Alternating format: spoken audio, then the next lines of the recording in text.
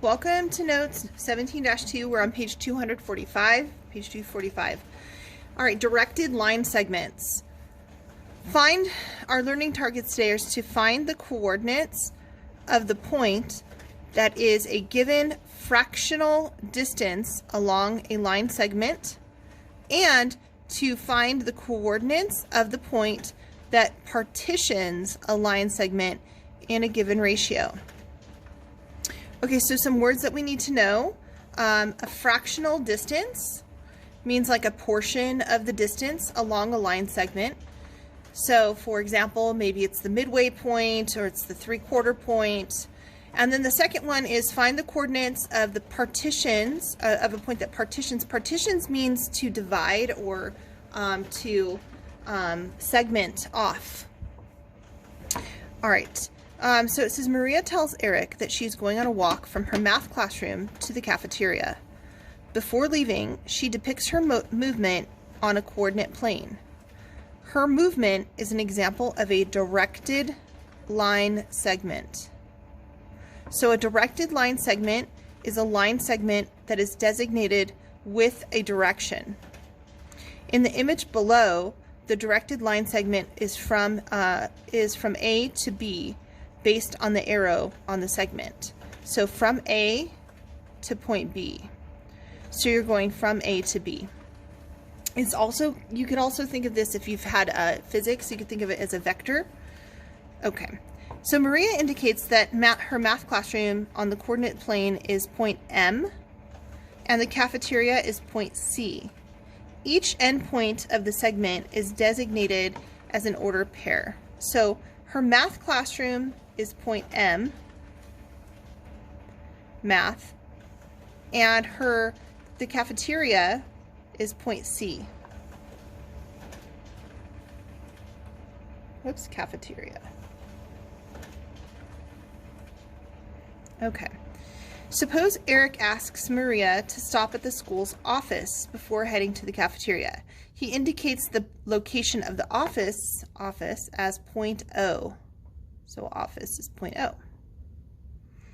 Suppose the math classroom is located at -2, -1. So we're going to plot that point before we even begin. So -2, -1. There's M. And it says the cafeteria is 2,7.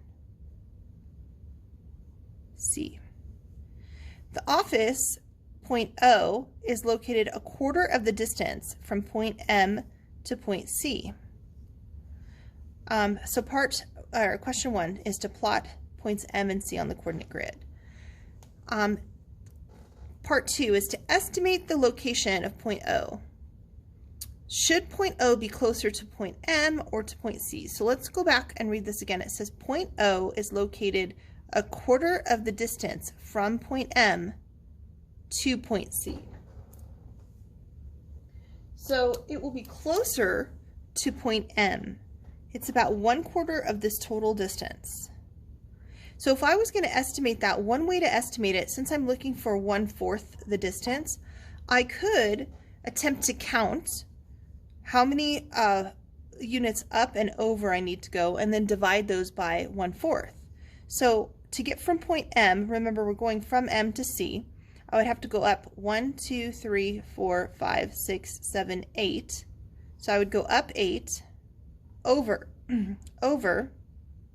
1, 2, 3, 4 over 4. So if I was going to divide each of these in fourths, right? If I divided by fourths, I would go up 2 over 1, and that should be my new location. So I would go up 2, 1/4 of the distance, and over 1. And so my point should be at about O, right? Should be at about -1, 1. And it will be closer to M. Compute the slope of MC. Nice thing, I already did that, right? Slope is rise over run, or the change in Y over the change in X. And so what happened was that we rose 8 and we ran 4, So the slope would be 8 over 4, which is the same thing as 2 over 1. So the slope would be 2. And in which quadrant would I expect O to be located? So just a refresher, this is quadrant 1, this is quadrant 2, this is quadrant 3, and this is quadrant 4. So it says, where would I expect it to be located? Quadrant 2.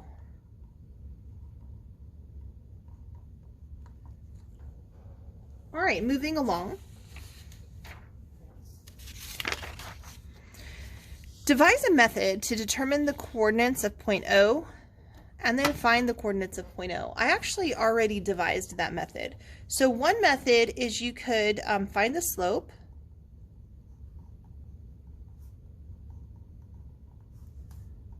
and multiply both the rise and run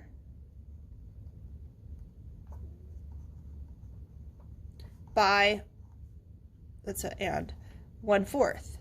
So I found my slope. Recall, my slope, the change in y over the change in x, was we rose 8 and we ran 4. If I multiply by 1/4, that's the same thing as dividing by 4, and that gave me 2 over 1. And so I could then count from M,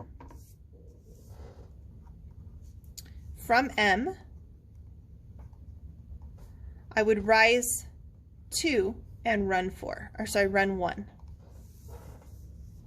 All right, so that's a valid method. We can't really compare your method with the partners, but another way we could do this, I'll give a second way. We could find the distance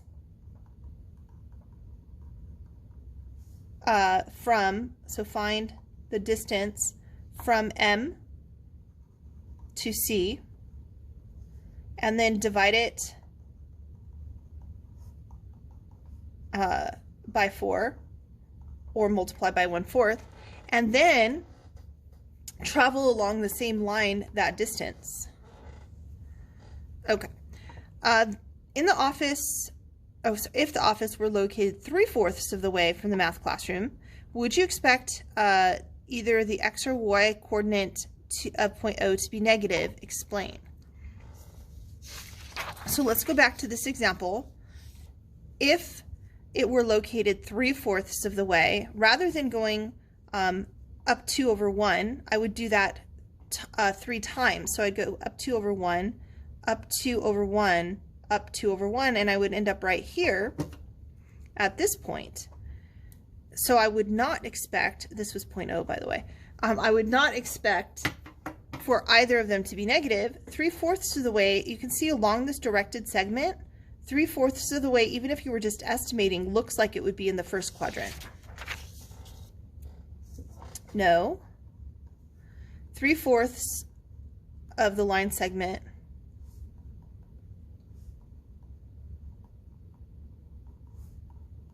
would be located in the first quadrant.